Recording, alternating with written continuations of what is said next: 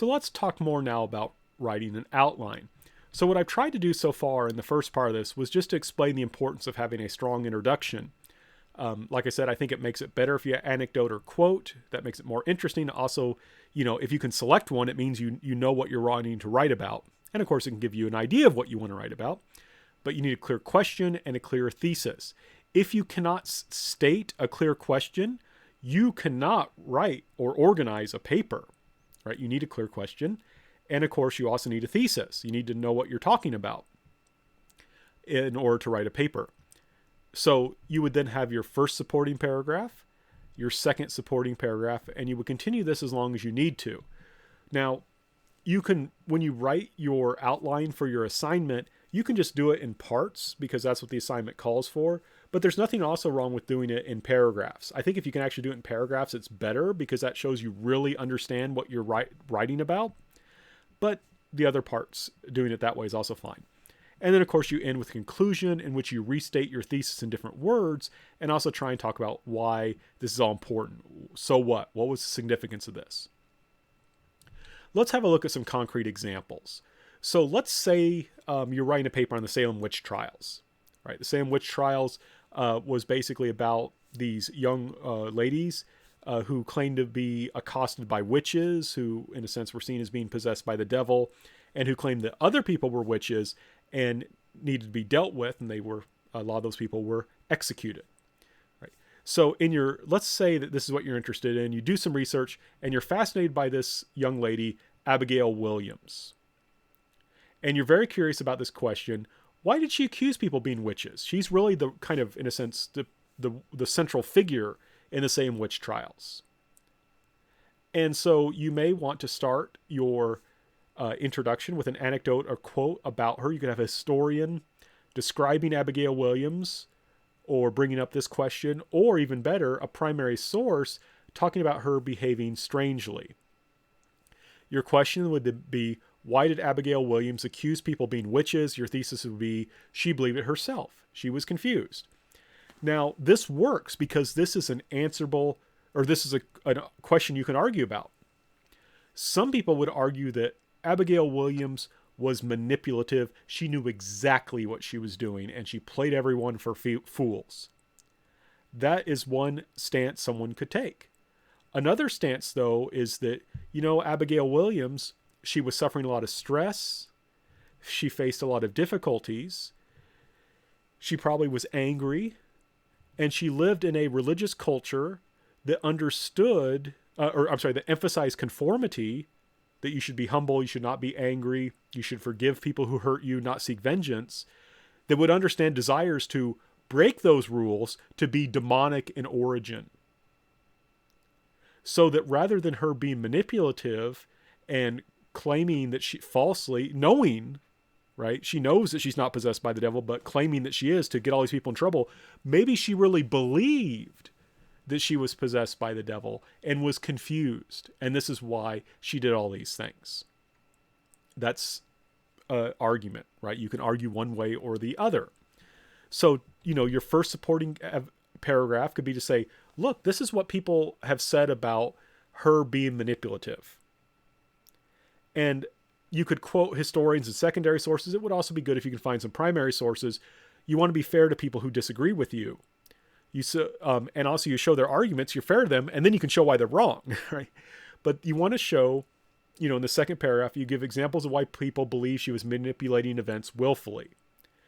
Then you could note that there is a historian named Godbeer who, besides having an awesome name, Godbeer, beer is kind of divine.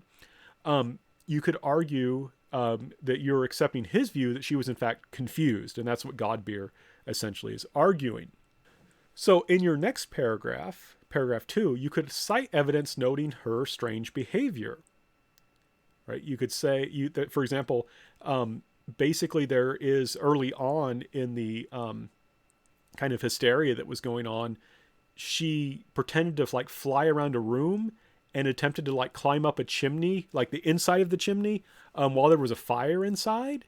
And you could say, I don't think this is a cold, calculative, manipulative person. She easily could have been hurt. This seems like someone who's suffering from a mental breakdown, or at least is undergoing extreme mental strain. That's something you could certainly argue based on this. And that would go more towards this idea that she is confused, not that she's a cold-blooded manipulator. So to kind of continue then, in your third supporting paragraph, you could give further evidence of the mental strain she was enduring, and then explain how Puritans understood that strain in religious terms and would personify as demonic. You can find examples of that from her own words or from other Puritans. Then in your conclusion, you would restate your thesis in different words and explain the significance. Now I want to stress, this is just an example. This 3-paragraph paper would not be long enough. But the key thing is, this gives you a sense of what it would look like. And I should point out, there's nothing wrong with going back and changing your thesis statement. You may look at the evidence and say, you know what, as I look at this evidence, I disagree with Godbeer. I think this woman was totally playing people, was totally tricking them. Right? So you can change your thesis statement if you're convinced otherwise through the available evidence.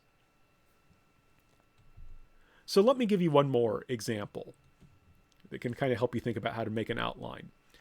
So I had a student who wrote a very interesting paper about John F. Kennedy. And basically, early on in his career, before he ran for president, when he was focusing on being a senator, he emphasized his Catholicism. But then later, when he ran for president, he tried to de-emphasize, rather, his Catholicism. And the question could be, what accounts for this change? Why is it that JFK would emphasize his Catholicism at one point in life and then try and de-emphasize it? What accounts for this change? And your thesis may be, well, when he was running for Senate, it was in a heavily Catholic area, so it made sense to emphasize that. But when he was running for president, it wasn't so Catholic. He was running for, in the entire country, some of whom were very anti-Catholic. So maybe that's it. So in your supporting paragraph 1, you could look at JFK's career as senator and then look more closely at his speeches showing the strong Catholicism, right? Your anecdote, you may have given like 2 brief quotes. Now you can expand them and engage in some more analysis. Then your second supporting paragraph, you could look at his presidential campaign and then give examples of speeches showing him backing away from Catholicism, right? So you've made it clear in these first 2 paragraphs that he changed, right? We need that evidence that he did change, because someone could say, well, I don't think he changed at all. I think he stayed the exact same. Well, nope, you've proved that he changed. Then to continue in paragraph 3, you could do a comparison of voter makeup in state and national elections. So you look at, that here's the state where he's running for Senate. Here's the percentage of Catholics. Here's the percentage of Catholics in national elections. Then in the 4th paragraph, you could look at pressure Kennedy was getting to change his position from anti-Catholic sources. You could look at articles criticizing him, people writing op-eds, people in debates saying, I don't think Kennedy can be trusted. I think he's going to take his orders from the Pope, which is the kind of thing people were saying at the time. And you could also look at justifications he gave for changing. But taken together, right, this would help prove your thesis. Right? Why does he change? Well, he needs to appeal to this new audience. He has to figure out, how do I get people who don't see my Catholicism as a plus, but who see it as a minus? How do I get those people to vote for me? And then, of course, you would then have your conclusion, restating your thesis, and connecting this somehow to broader understandings of American religious history. Now, making an outline isn't easy. Making a thesis statement isn't easy. I'm happy to help you as much as I can, but one thing I have to stress, doing good research, really knowing your subject, is key to writing a good thesis statement. You can't come up with a question in a good thesis statement without knowing something about your topic. So you have to put in that work there, but if you do it, then the rest of your paper will be easy. So good luck to you.